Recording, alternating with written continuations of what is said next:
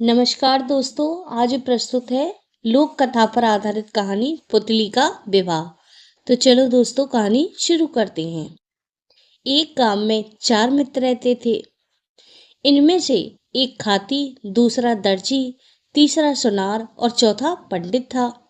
चारों मित्रों ने विचार किया कि परदेश में जाकर धन कमाना चाहिए और एक दिन शुभ मुहूर्त में चारों रवाना हुए। चारों मित्रों को चलते चलते शाम हो गई। वे चारों कुएं के पास रात गुजारने के लिए ठहर गए। चारों मित्रों ने भोजन किया और भोजन के उपरांत चारों चर्चा करने लगे। उन मित्रों में से जो सुनार था वो कहने लगा कि मित्रों, रात्रि बहुत हो गई, आसपास घना जंगल है, न जाने कब चोर लुटेरे आ जाएं। हम चारों का सोना ठीक नहीं है। क्यों ना हम चारों बारी बारी जाकर निगरानी करें और पहरा दें। चारों मित्रों ने आपस में सहमति प्रकट की। सबसे पहले खाती पहरेदारी करने लगा। उसका बैठे बैठे मन न लगा। तीनों पंडित, दर्जी और सुनार गहरी नींद में थे।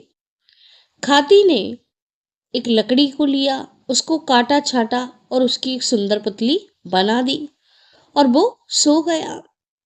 फिर दूसरी बार दर्जी उठा और वो पहरा देने लगा। उसने जब उस सुंदर पुतली को देखा तो उसने अपनी पोटली से रंग बिरंगे कपड़े निकाले और उन्हें पुतली की नाप के अनुसार काट छाट कर सुंदर घाघरा चोली के रूप में बदल दिया। और दर्जी ने उस पुतली को एक सुंदर चूंदड़ी की ओढ़नी भी पहना दी। सुंदर वस्त्र पहनाकर दर्जी ने उसे खड़ा कर दिया। फिर दर्जी सो गया।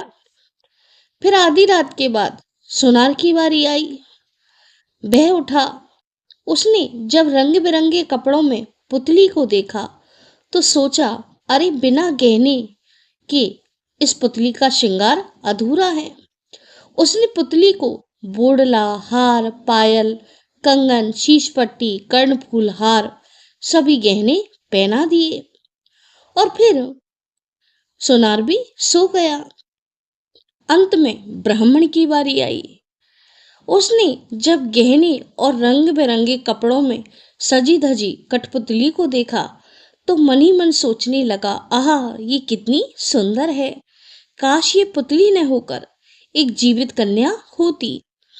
पंडित ने हाथ में जल लेकर मंत्र पढ़े और पुतली पर छिड़क दिए और वह पुतली तुरंत एक जीवित युवा के रूप में बदल गई।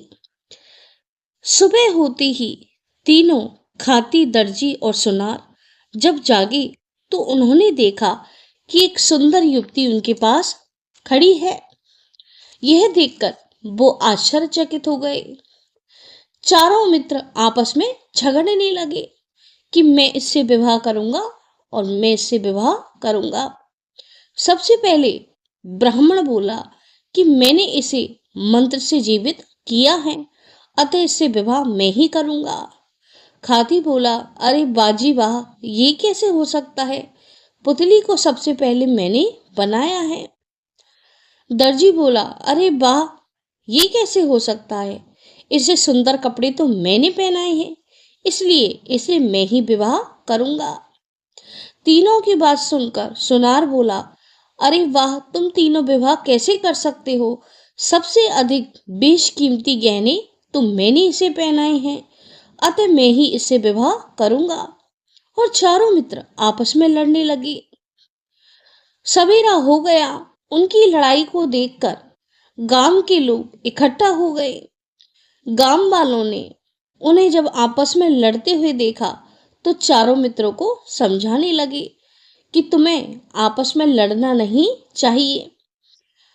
गांव के लोग बोले कि तुम्हें किसी बुजुर्ग और अनुभवी व्यक्ति के पास जाना चाहिए ताकि वो यह निर्णय कर सके कि इस कन्या का विवाह किससे होना चाहिए। वे चारों गांव के लोगों की बात मान लेते हैं और पास के गांव में सबसे वृद्ध, अनुभवी और बूढ़े आदमी के पास पहुंच जाते हैं। उस बुजुर्ग ने उन चारों की बात सुनी और गंभीर होकर बोला कि खाती ने पुतली बनाई है और ब्राह्मण ने उसे मंत्रों के द्वारा जीवित किया है, अतः तुम दोनों कन्या के पिता हुए। तुम दोनों का विवाह इससे नहीं हो सकता। इससे विवाह करने का विचार लाना तो पाप के समान है। रही बात दर्जी की, तो वह दर्जी से बोला कि तुमने कन्या के लिए कपड़े बनाए हैं तो तुम इसके मामा हुए। विवाह के अवसर पर मामा ही मायरे के रूप में कपड़ा लाता है, तो तुम इसके मामा हुए, अतः तुम्हारा विवाह इसके साथ नहीं हो सकता। विवाह करने का अधिकार तो केवल उसी व्यक्ति को है जिसने इसे गहने पहनाए हैं, क्योंकि विवाह के समय वर पक्ष की तरफ से ही कन्या को आभूषण पहनाए जाते हैं, अतः इसका विवाह सुनार से होना चाहिए। चारों को उस बुजुर्ग व्यक्ति का न्याय स्वीकार हो जाता है और अंत में सुनार का उस कन्या से विवाह हो जाता है और दोनों सुखपूर्वक जीवन व्यतीत करने लगते हैं। थैंक यू दोस्तों। अगर मेरी ये छोटी सी कहानी आपको पसंद आती है तो प्लीज़ प्लीज़ मेरे चैनल को लाइक करें, सब्सक्राइब करें। Thank you.